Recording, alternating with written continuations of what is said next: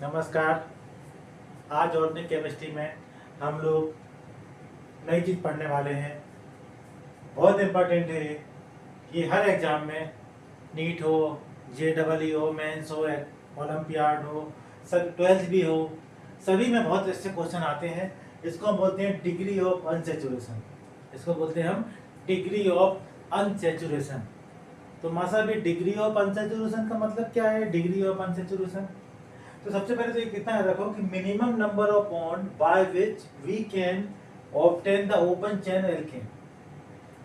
कितने minimum number of alkane, मतलब minimum number of bond की हमें जरूरत पड़ेगी, कितने मिनिमम नंबर ऑफ बॉन्ड की जरूरत पड़ेगी for getting the open chain alkane. मासा आपकी भाषा, हमें डेफिनेशन नहीं चाहिए, हमें तो आप ऐसा बताइए कि हमसे क्वेश्चन सॉल्व हो जाए, हमसे क्वेश्चन सॉल्व हो जाए। हमें डेफिनेशन को आईआईटी और नीट में नहीं लिखना है, ठीक है? नहीं लिखना है तो कम से कम पहले सीखो तो समझो बात। जैसे हमने आपसे बोला कि C3H8 बनाओ, इसको बोलते हैं प्रोपेन। C3H8 मतलब होता है प्रोपेन, जाना तो प्रोपेन क्या होता है? प्रोपेन C3, ये हो गया आपका C3H8 प्रोपेन, हो गया।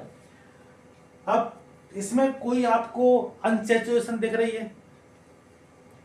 अरे माँ साहब आप सीधी सीधी बात किया करो, सेचुरेशन क्या है ये सेचुरेशन? अच्छा चलो ठीक है, यहाँ कहीं आपको पाई बॉन्ड दिख रहा है क्या? नहीं माँ साहब, यहाँ तो सब सिंगल सिंगल बॉन्ड है, इससे मतलब सिंगल सिंगल बॉन्ड है, मतलब कि सिग्मा बॉन्ड है। हाँ, तो यहाँ कहीं सब सिग्मा बॉन्ड है, कोई पाई बॉन्ड तो नहीं दिख रहा तुम्हें? अच्छा, कोई पाई बॉन्ड नहीं दिख रहा, तो क्या यहाँ हम कह सकते हैं कि पाई बॉन्ड नहीं है?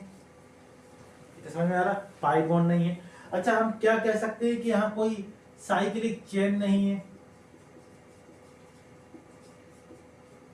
पाई बॉन्ड भी नहीं है, साइक्लिक चेन भी नहीं है। इसका मतलब है कि यह जो है एल्केन, जो है इसमें एल्केन है, और यह जो है एक एल्केन है, इसमें पाई भी नहीं है, साइक्लिक चेन भी नहीं है। मतलब डिग्री ऑफ अनसेचुरेशन, इसमें अनसेचुरेशन की कोई भी गुंजाइश नहीं है, पाई बॉन्ड की कोई भी गुंजाइश नहीं है, ठीक है?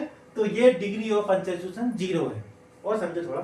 अब क्या करें हमने ये बनाया, देखो आप, इसको बोलते हैं C3H6।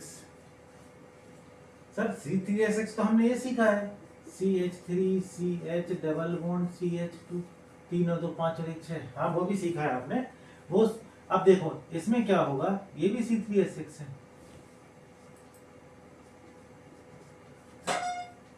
3 carbon, 2 hydrogen, 2 hydrogen, 2 hydrogen. मतलब आपने 2 हाइड्रोजन क्यों करे, 3 क्यों नहीं करे? तो भाई कार्बन जो है 1 2 3 4 बैलेंसी पूरी कर ली, इस कार्बन ने भी अपनी 4 बैलेंसी पूरी कर ली, इस कार्बन ने 4 बैलेंसी पूरी कर ली, तो इसको लिखते हैं अपन साइक्लोप्रोपेन। अच्छा, तो सर साइक्लोप्रोपेन में मतलब जितने कार्बन होते हैं उससे डबल हाइड्रोजन होते हैं? हाँ सही बात है। तो सर साइक्लोप्रोपेन में जितने कार्बन उतने हाइड्रोजन, तो सर हमने तो ये सुना था जितने कार्बन हो उससे डबल हाइड्रोजन होते हैं, तो वो तो एल्कीन कहलाता है। हाँ, तो एल्कीन है, एल्कीन, ये एल्कीन ही है। तो हम इसको इस तरीके से बना देते हैं, साइक्लिक ग्रुप, एक रिंग बना देते हैं, एक रिंग। तो अच्छा आप देखो, इस रिंग में देखो, आप ध्यान देना, ये जो रिंग है, ये जो हमने रिंग बनाई है, इस रिंग में क्या करें हम, इस रिंग में हम क्या करें, इस बीच के बॉन्ड को तोड़ दें, इस बीच के बॉन्ड को तोड़ें। तो ये जो बीच का बॉन्ड है, आप ध्यान देना, इसमें कार्बन का 1 इलेक्ट्रॉन होगा, इसमें यहां भी कार्बन का 1 इलेक्ट्रॉन होगा। तो क्या करें हम, जो है एक H को इससे जोड़ दें और एक H को इससे जोड़ दें, मतलब 2 H जोड़ दिए, 2 H जोड़ दिए, एक बॉन्ड हटाया, 2 H जोड़ दिए, तो क्या मिल सकते हैं आपको? CH3 CH2 CH3, CH3 CH2 CH3 हो गया। तो क्या हमने, मतलब सर आपका कहना है कि इस जो साइक्लोप्रोपेन में आपने 2 H जोड़ दिए तो ये बन गया? बिल्कुल। तो क्या सर यही चीज तो यही थी, आपने 2 H जोड़े थे, क्या यहाँ भी 2 H जोड़ेंगे तो क्या प्रोपेन बनेगा? बिल्कुल बनेगा। देखो आप यहाँ 2 H जोड़ लेंगे, H2 को जोड़ेंगे, एक H यहाँ से जोड़ेंगे और एक H हम यहाँ जोड़ेंगे, तो बन जाएगा CH3 CH2 CH3, बन गया प्रोपेन।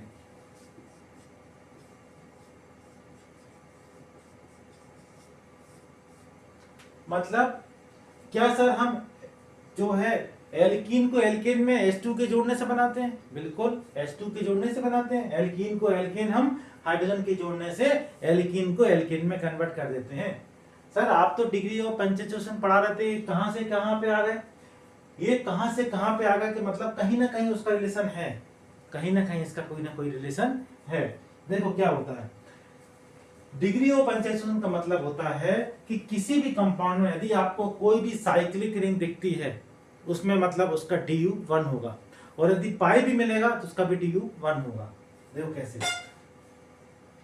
अच्छा, एक तरीका है, आपको और बताते हैं, आपको याद करने की जरूरत नहीं, वैसे तो सीधा सीधा फार्मूला, उससे आप DU निकाल सकते हो, उससे आप DU निकाल सकते हो। लेकिन DU मतलब क्या होता है, सबसे पहले आप समझो, DU मतलब होता है अनसैचुरेशन। देखो आप, जैसे हमने ये CH3 बनाया, ये CH3 बनाया, अब इसका एक H और इसका एक H यदि हटाएंगे हम, समझना आप, इसका एक H और ये वाले दो H हटाएंगे, तो ये क्या से डबल बॉन्ड बन जाएगा। तो ये कहलाता है डिग्री ऑफ अनसैचुरेशन। मतलब सर सैचुरेटेड को अनसैचुरेट कर सकते हो? बिल्कुल, सैचुरेटेड को हाइड्रोजन हटाकर हम अनसैचुरेट कर सकते हैं। अच्छा सर, आपका कहना मतलब है कि सैचुरेटेड से 2H हटा दिए आपने, अनसैचुरेटेड बन गया, और अनसैचुरेटेड में 2H जोड़ दिए तो सैचुरेटेड बन गया। बिल्कुल सही, सैचुरेटेड से 2H हटाओगे, मतलब 2H या 4H जितने हटाते जाओगे उतना तो अनसैचुरेशन बढ़ता जाएगा। ये नहीं कि 2H हटाना, 4 भी हटाओगे तो 2 डबल बॉन्ड बन जाएंगे।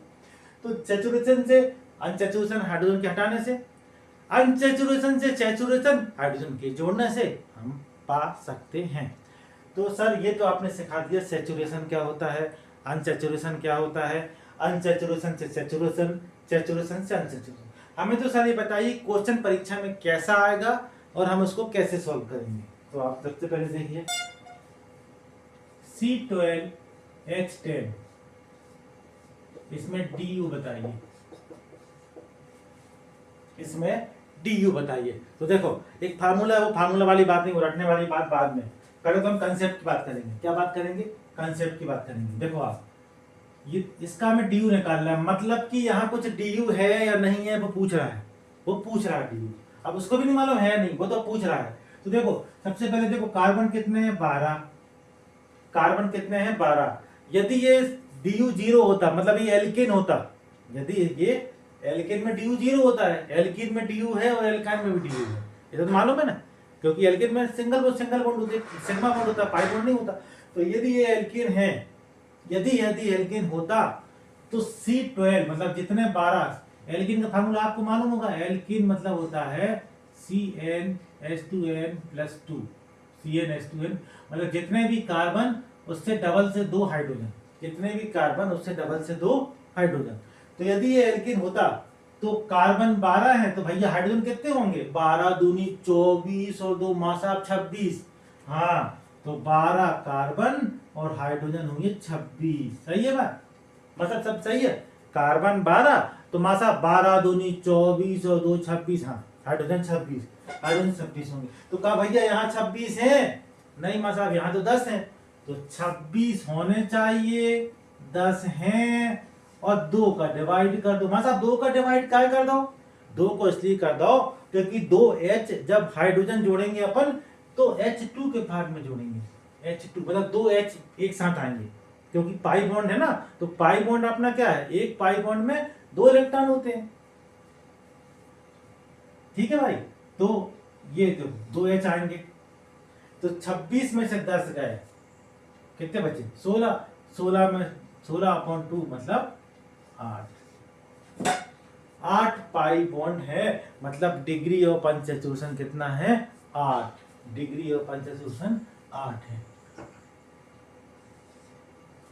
सर हमें थोड़ा सा कंफ्यूजन कैसा है कि आपने 2 का डिवाइड क्यों किया। तो देखो 2 का डिवाइड इसलिए किया क्योंकि देखो आप, देखो समझो बात को, जैसे आपने बोला कि C4H10 DU कितना होगा, तो DU 0 होगा, क्योंकि C4 4 की डबल हाइड्रोजन, 4 से डबल 8, 8 में 2 जोड़ जाए 10, मतलब ये एल्केन है। एल्केन में डी जीरो होता है। एल्केन में मतलब डी जीरो क्यों होता है? तो एल्केन में भैया पाई बॉन्ड नहीं होता। एल्केन में पूरे पूरे सिग्मा बॉन्ड होते हैं। जहां सिग्मा बॉन्ड है वहां पाई बॉन्ड नहीं है, वहां डी जीरो।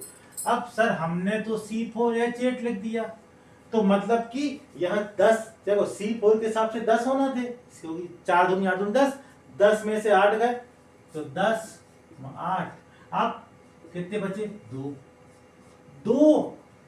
दो हाइड्रोजन कम है।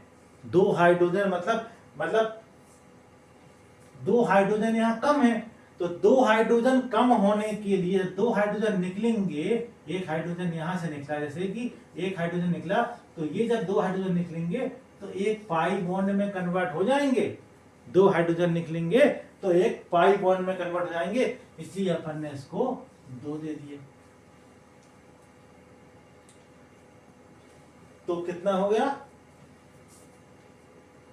तो देखो 10 होने थे, 8 है, 10 में 4 गए 2, 2 से 2 बराबर 1। तो डी की वैल्यू क्या आ गई? 1। इसको अपन C4H, अच्छा आप तो C4H8 कैसे बना लो यार। C4H8 ये बन गया C4H8, ये बन गया C4H8। देखो 2 सॉरी 3, 3 और 2 5, 3 हाइड्रोजन, 2 5 हाइड्रोजन, एक 6 हाइड्रोजन, एक 7 और एक 8, बन गया C4H8।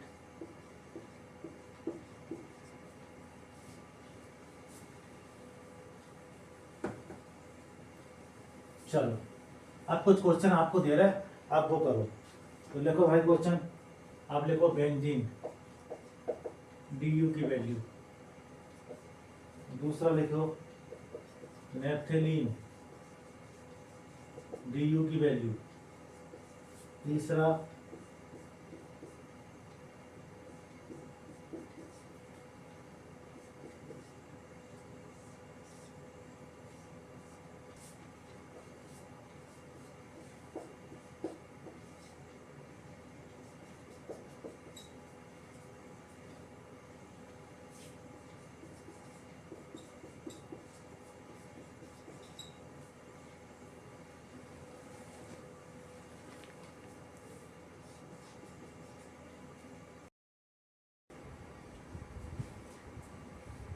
अब देखिए भाई स्ट्रक्चर है बेंजीन का।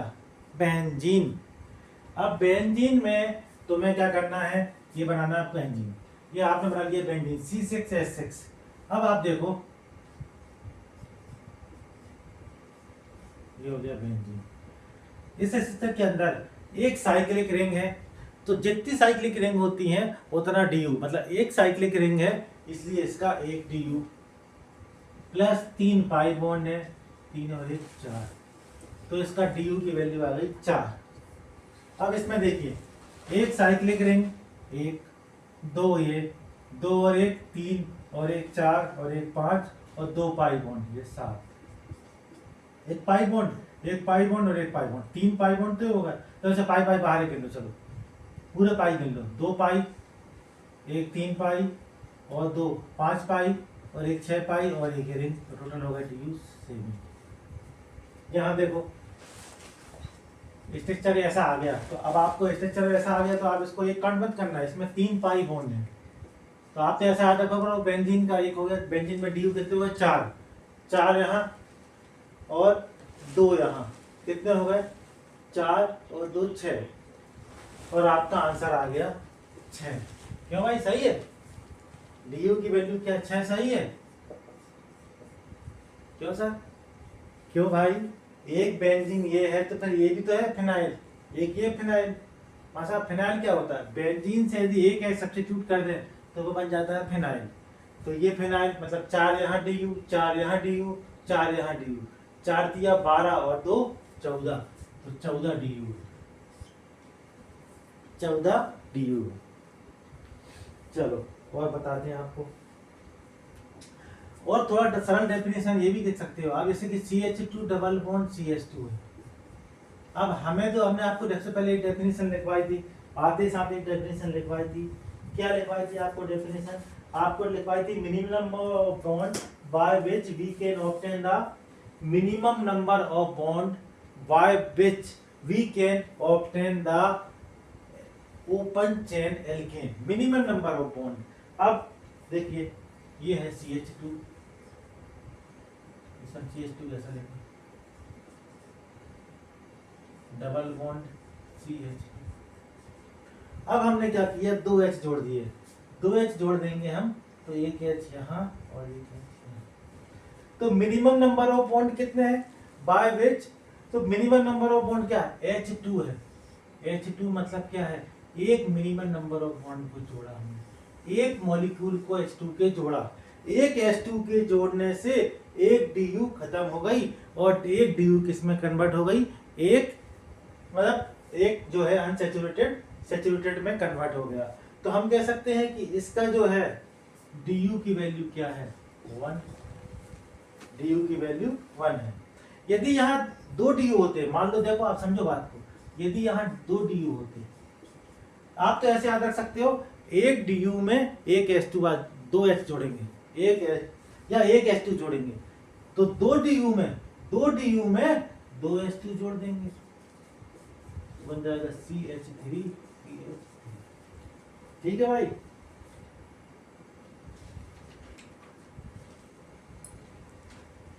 अब देखो क्वेश्चन और करो,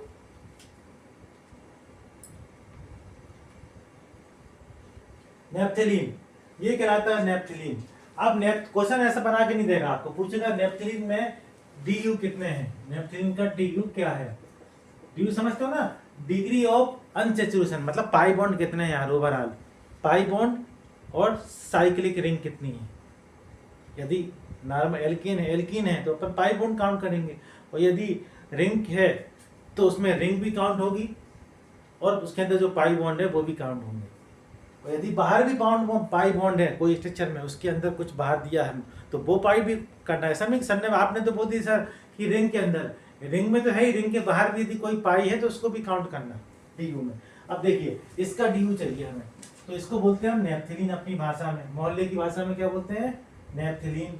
अब नेप्थलीन में कितने पाई बॉन्ड है, 1 2 3 2 5, 1 2 3 2 5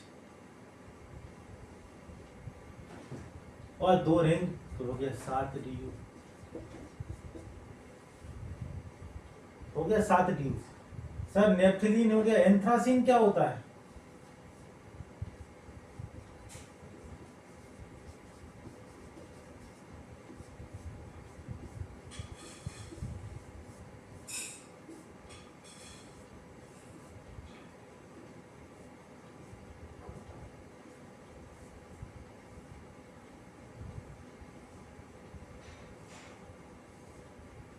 तीन और 2 5 और 2 7, 3 और 2 5 और 2 7 और 3 10, 10 DU।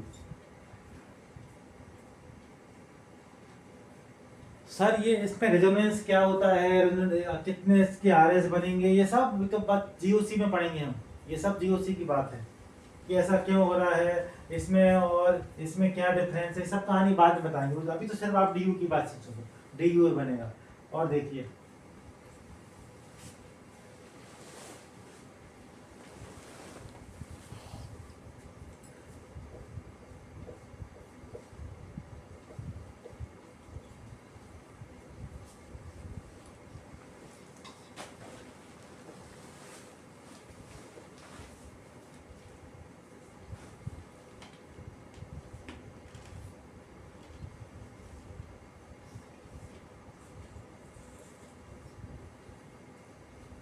अब बताइए DU कितने हैं,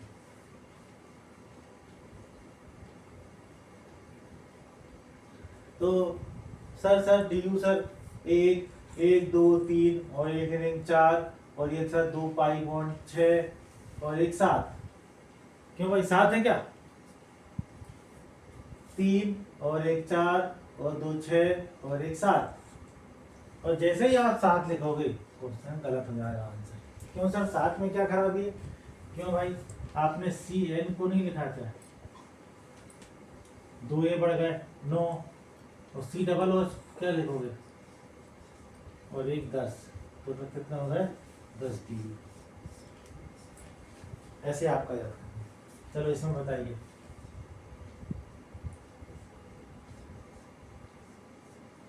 सर ये आपने जोड़ दिया, इसका मतलब क्या, यहाँ कुछ नहीं लिखा, कुछ नहीं लिखा, मतलब कि यहाँ कार्बन है। डी कितना होगा, 1 2 3 और एक रिंग, ये पूरी 4 डी। समझ में आएगा। अब देखो ये तो हो गया सिंपल तरीके से डी निकालना, ये सिंपल तरीके से आपने डी निकालना हो गया। लेकिन क्या होगा, कुछ यहाँ तो सीधा सीधा देख रहा है, आपको समझ में आएगा।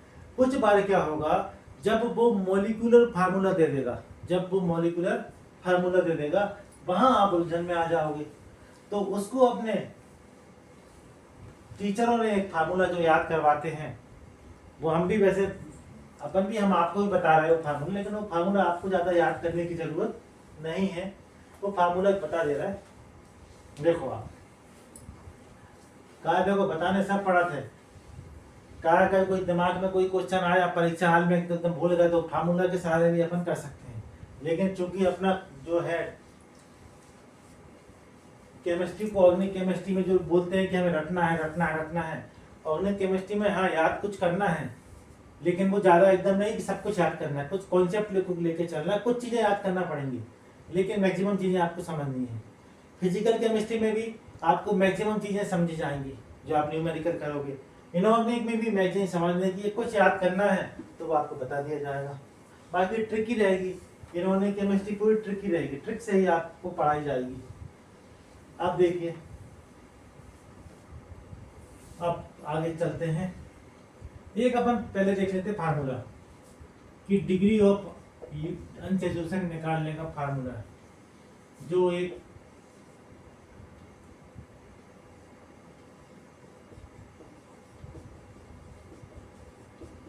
ये डिग्री ऑफ अनसैचुरेशन निकालने का एक फार्मूला है। तो सर ये तो बहुत सुना हुआ फार्मूला है, आपने हो सकता है पढ़ा भी हो।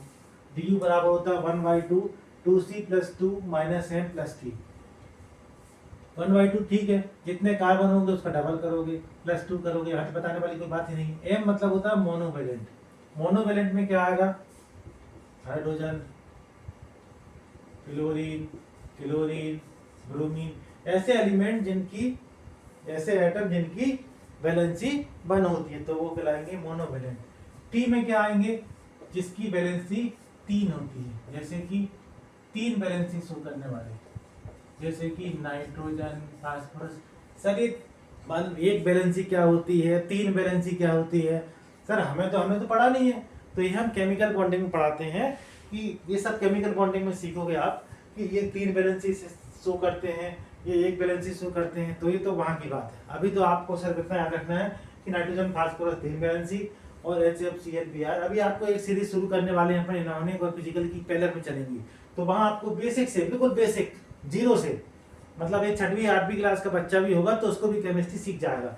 हमारा है ही concept basic to advance, basic to advance.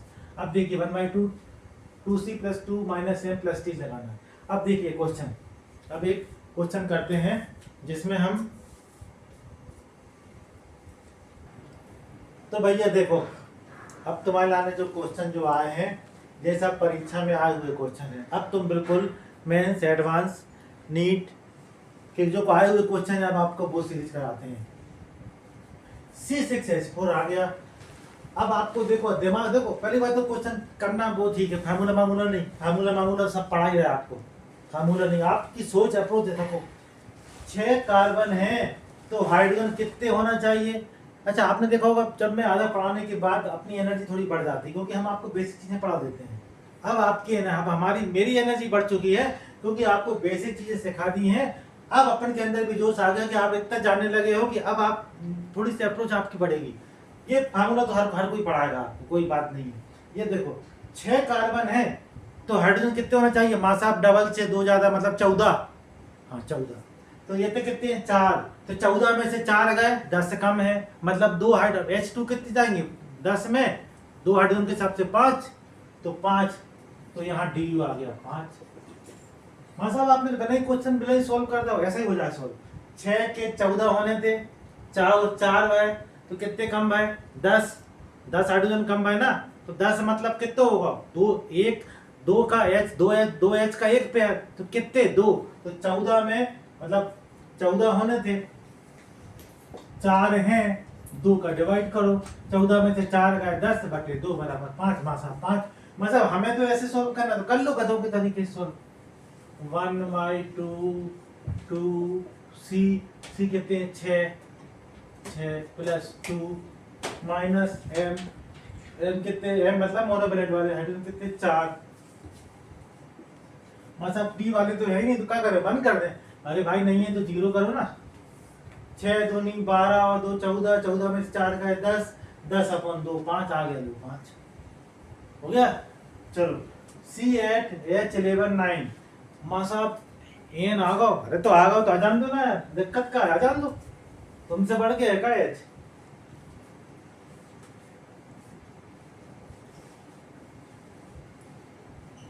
C8H11 है। चलो तुम्हारे फार्मूला के हिसाब से कर लो। 1/2 2C plus 2 minus m plus t. 1/2 2C कितने हैं 8 हैं, प्लस 2 माइनस एम कितने हैं 11 है, प्लस टी वाले कितने हैं। अब टी नाइट्रोजन 3 बार शो करता है, कितने हैं नाइट्रोजन 1। 8 दूनी 16, 16 2 18, 18 और 1 19, 19 में से 11 गए 8, 8 में 2 को भाग दो तो 4। 8 दूनी 16 2 18, 18 में से 11 गए 7, 7 और 1 8, अपन 2 बराबर 4। तो इसमें क्या आ गए 4, तो इसका डी यू कितना आ गया 4। ठीक है भाई। अच्छा इसके एक ट्रिक है। ट्रिक क्या है, इसका एक कंसेप्ट है, इसका एक कंसेप्ट है। वो कंसेप्ट आपको थोड़ी देर में बताते हैं, पहले तो आप एक क्वेश्चन करो फिर आपको बताते हैं। ये फार्मूला में जरूरत भी नहीं पड़ेगी, इसका भी सॉल्व करवा देंगे। रुक जाओ अभी, लेकिन थोड़ा सा रुक जाओ, इसमें ये करो C4H8 में और वो में करो। ये सही है ना, इसका इसी का सॉल्व किया ना ये वाला। C8H11 2 कार्बन मतलब 8 दूनी 16 plus 2 minus m 11 plus t 8 16 2 18, ठीक है 4, इसका डी यू आ गया 4। अब C4H8O का करो, ये मत लिख लिया C4H8O।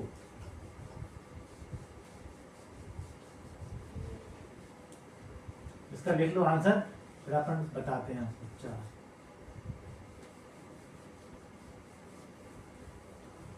C4H8O का करो तो 1/2 2C plus 2 minus m plus t बराबर 0 है ही नहीं कोई टी वाला। तो 4 दूनी 8 और 2 10, 10 में से 8 गए 2, 2 में 2 को भाग दो तो 1, तो डी यू की वैल्यू कितनी आ गई 1। अब ये देखो भाई सर मसा ये क्या है, इसको अपनी बोलचाल की मोहल्ले वालों की भाषा में बोलते हैं क्यूबीन। क्यूबीन मोहल्ला वाले से बोलते हैं प्यार से क्यूबीन, क्यूबीन। तो मसा इसको ऐसा बना लो, थोड़ा बड़ा बना लो।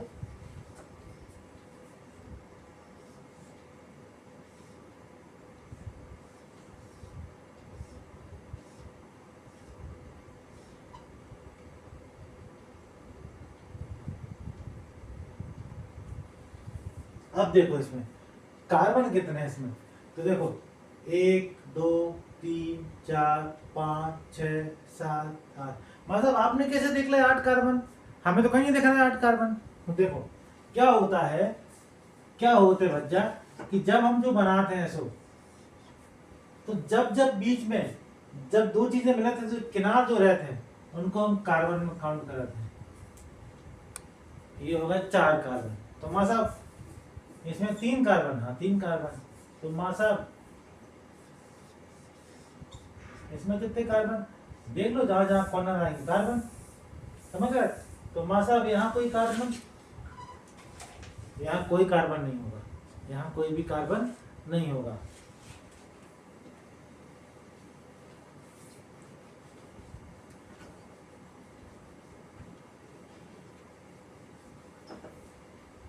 अब देखो, तो ये देखो अब देखो यहाँ जो कार्बन है इसकी बैलेंसी देखना तुम, 1 2 जो 3 तो ये क्या 4, बैलेंसी तो 4 कंप्लीट करने हैं ना। इसे देखो 1 2 3 और 1 4, 1 2 3 और 1 4, 1 2 3 और 1 4, 1 2 3 और 1 4, 1 2 3 और 1 4, ऐसा यहाँ 4, एक बैलेंस जोड़ दो। अब इनके बीच में ये वाले इसको मत करना काउंट, क्योंकि ये तो आपको एक्चुअली ये ऐसा स्ट्रक्चर है, 4 सामने के, आपने वो क्यूब नहीं देखा, ये क्यूब है, 4 सामने के और 4 पीछे के, ये होगा वो तो जोड़ा हो, इसको मत काउंट कर लें। तो आप सोचो कि सर 1 2 3 4 5 6 7 8, सर एक ये भी है, ये नहीं है, ये तो एक आगे का और एक पीछे का, ये तो पीछे से जा रहा है, ये तो बनाया है। तो टोटल हो गए अपने 8 कार्बन, कितने हो गए 8 कार्बन। चलो तो मां साहब इसमें हम 8 कर दें, हाँ लिख दो 1/2 2 × 8। अच्छा हाइड्रोजन कितने हो गए, 8 ही हाइड्रोजन हो गए।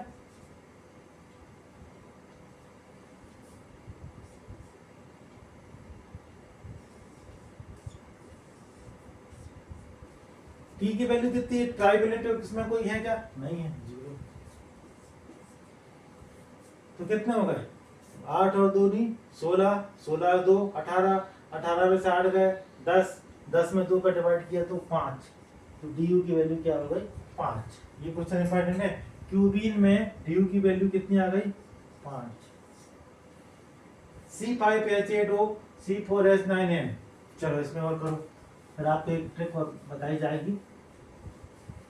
C5H8O, C5H8O में देखो 5 1/2 2C, मतलब 2 × 5 + 2 -m + 0 होगा। 5 दूनी 10 हो तो 12, 12 में से 8 गए 4, 4 में से 2 का डिवाइड किया तो 2।